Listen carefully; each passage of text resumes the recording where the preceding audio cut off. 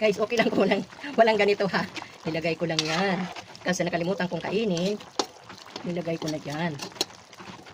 Para maglasa. Ito na yan. Ano ba yung amin?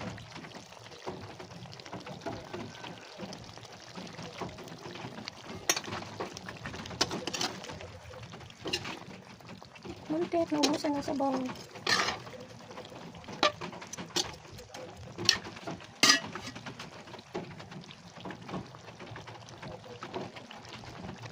Yan na lang ang sabaw niya.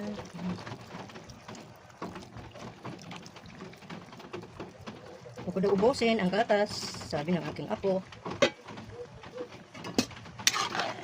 Yan. Yan. Ang ulam natin.